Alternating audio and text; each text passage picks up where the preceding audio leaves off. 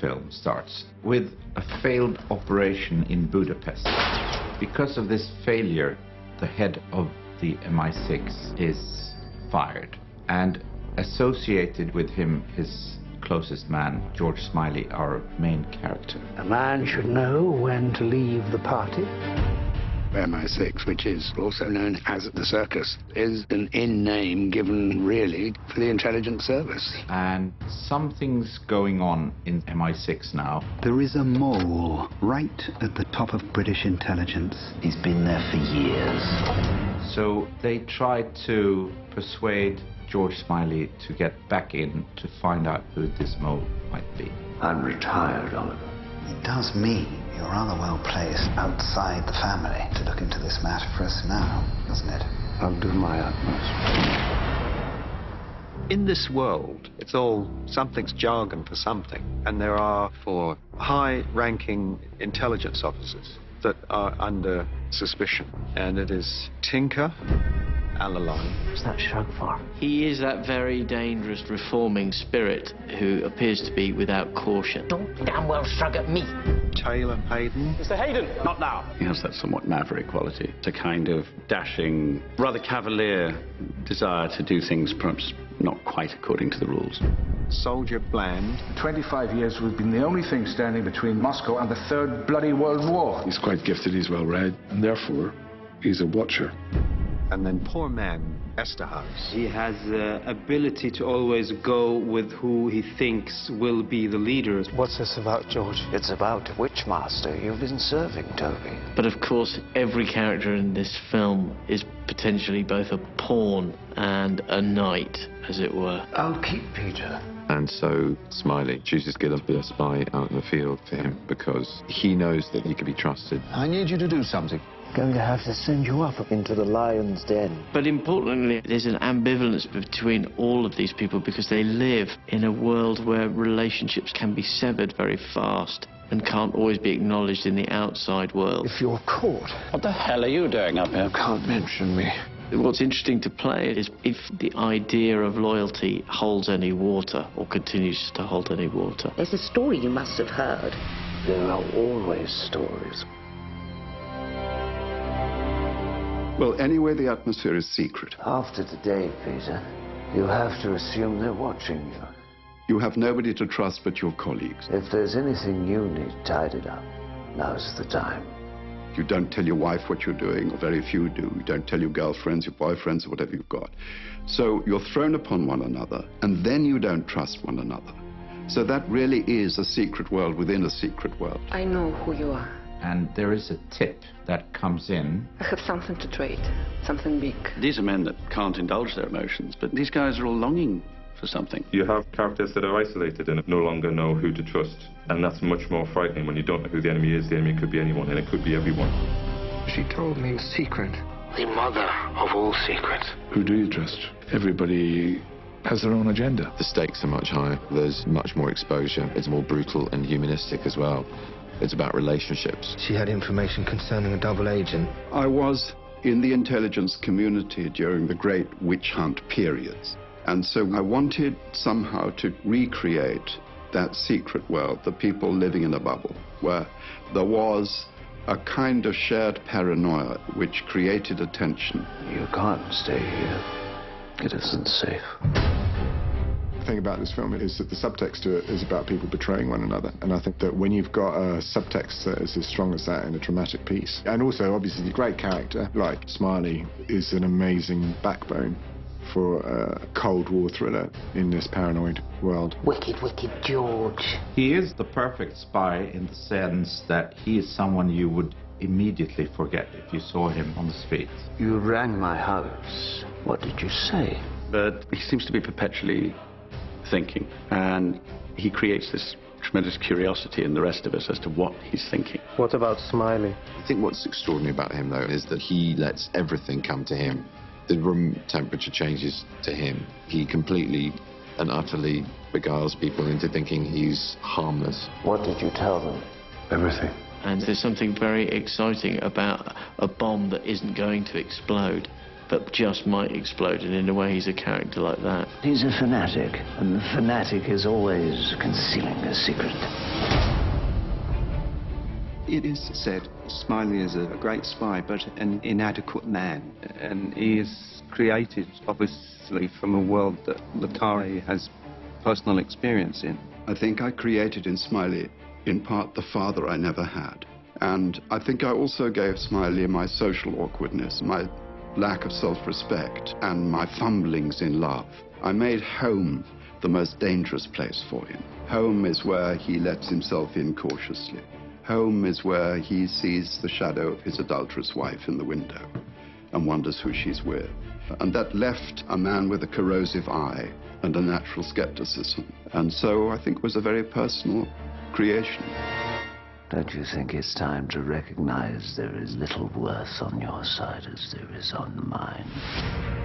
The thing about Smiley is that he is a character who can look at you or clean his glasses or whatever, and it's as mesmeric as somebody blowing something up in another movie. And in Gary, you have an actor who's one of those people who can do that. The story is you blew them to save your own skin. It's typical Gary Oldman that he will do a part that you wouldn't normally associate with him. And the whole part really is asking questions of other people without pushing yourself forward too much. And he's brilliant at that. You do feel with Oldman a really extraordinary command of himself as an actor. And so I think you share the danger of life more, the danger of being who he is, which makes him the much tougher Smiley. He's a kind of hero of mine, and actually seeing him wandering around, he is always George Smiley, and you have to click to remember that he's played anything else. We have one thing the mole wants.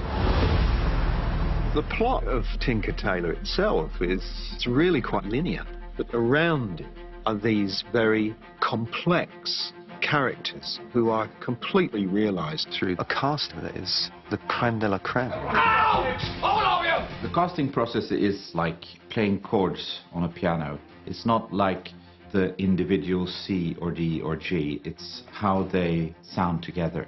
And since it is a whodunit film, we needed strong actors who could balance each other. And when you see the conference table with these guys gathered, it's like a candy shop for a director. And cut. And cut there, thank you. Wonderful. It was hearsay. We've got this guy, we've got this guy, we've got this guy. Gary Oldman, obviously, it's working title. Thomas would like to meet you. And then all of a sudden the cast starts to grow and you suddenly hear, God, I'm working with these people. It's been absolutely extraordinary. I'm framing my call sheet from yesterday because it was Colin Firth, Kathy Burke, Tom Hardy, Stephen Graham, Gary Oldman, Mark Strong, Toby Jones, Kieran Hines, John Hurt. I mean, it was an extraordinary day at work. If you have the privilege of working with really wonderful actors, of course, it ups your own game as well. I mean, that's what it's all about. The better the group, the better you're going to be, the better the piece is going to be. Cut. Thomas Alfredson is, I think, the thing that drew all of us initially. Yes. He brings an elliptical element to the whole thing that isn't on the nose, that isn't James Bond.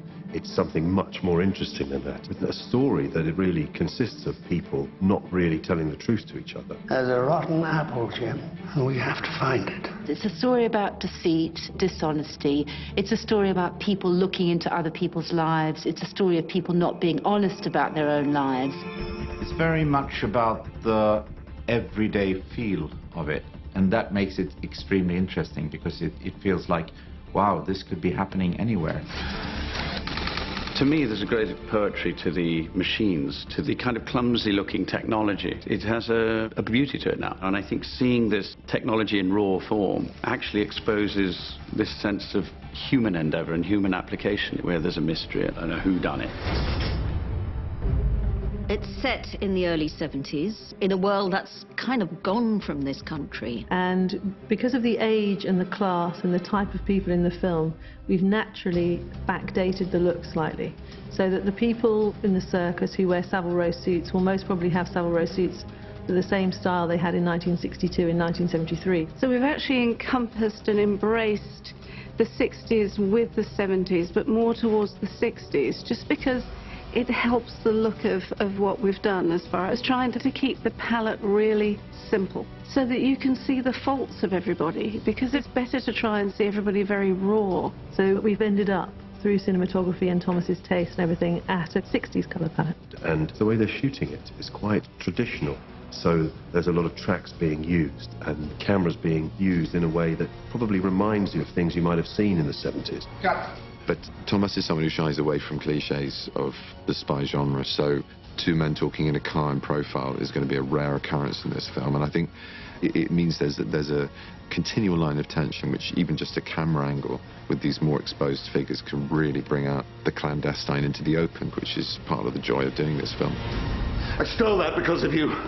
Do you know how that makes me feel?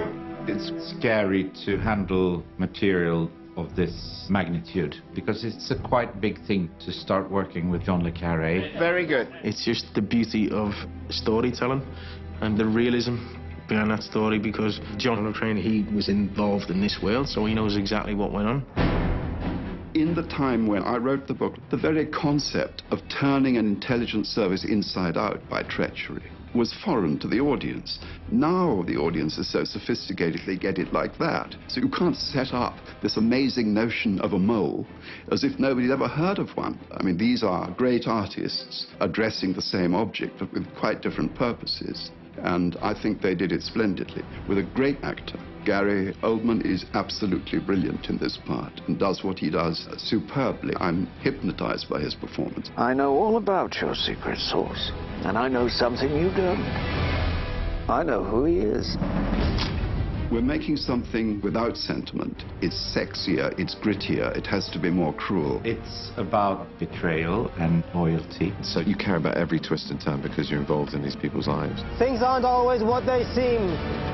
It's a more suggestive look into the world of paranoia. It just becomes so ugly. So it becomes a very dramatic, tense environment to find yourself in. Nothing is genuine anymore. It's full of intrigue, it's full of suspense, which is always exciting.